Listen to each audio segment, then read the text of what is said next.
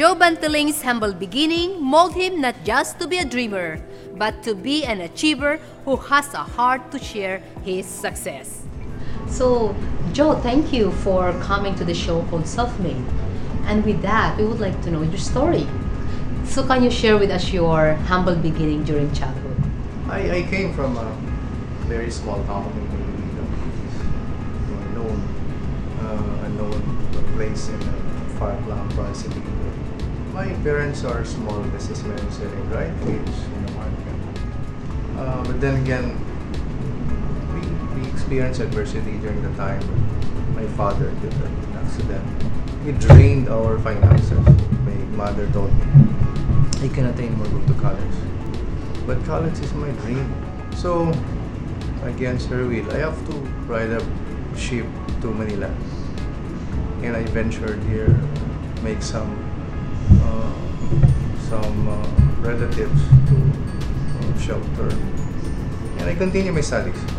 I support my studies through selling dry goods to offices. And I sold dry goods also in the market.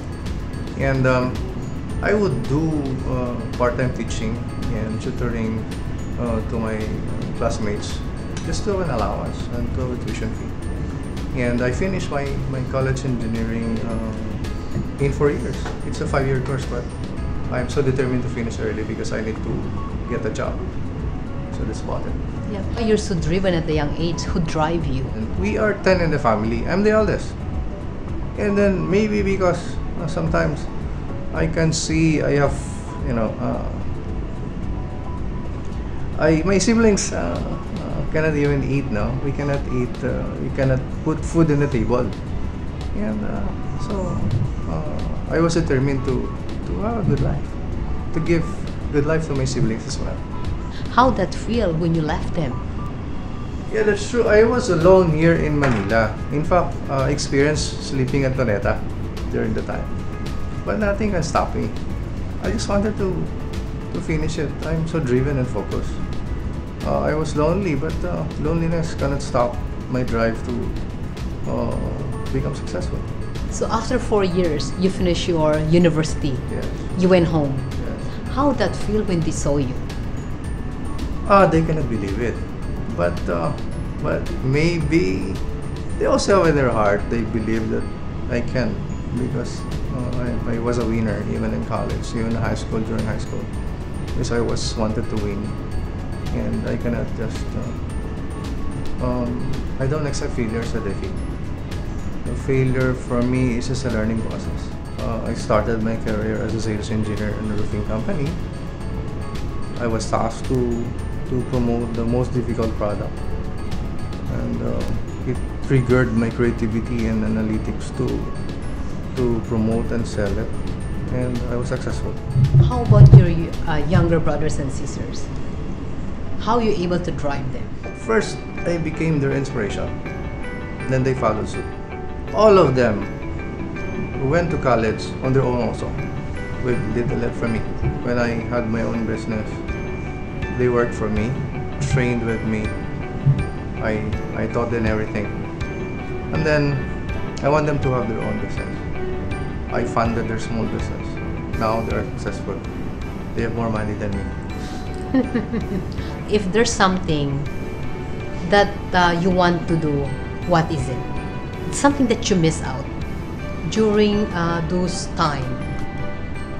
Maybe those times when my children were small, because I was always out working. So I missed some of those times with seeing my children grow up. My wife stays at the house, so maybe those are the things. If we were given a chance, I would give more time with my children. How you develop your people? How you mentor them? How you motivate them? That's a good word that you use, mentor. Every person in our organization, I mentor them.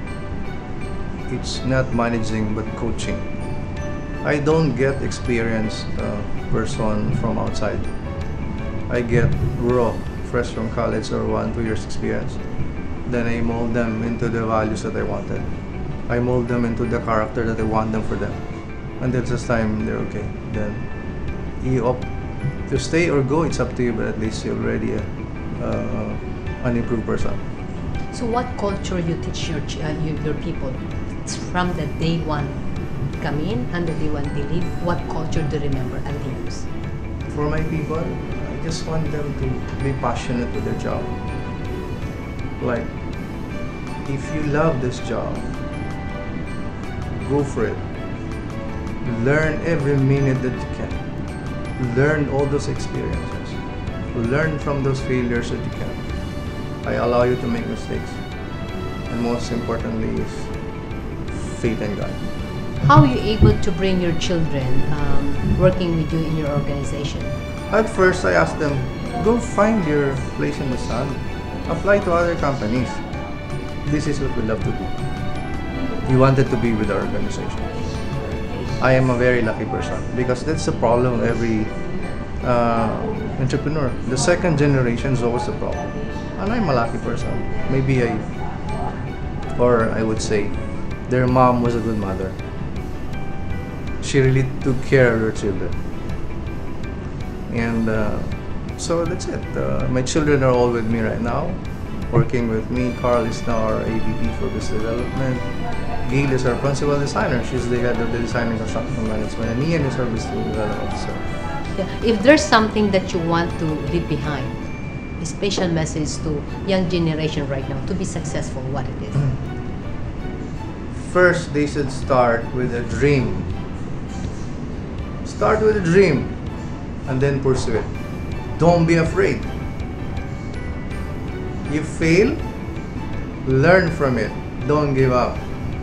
It's just temporary. Pursue your dream. Take the courage. When you fall, get up.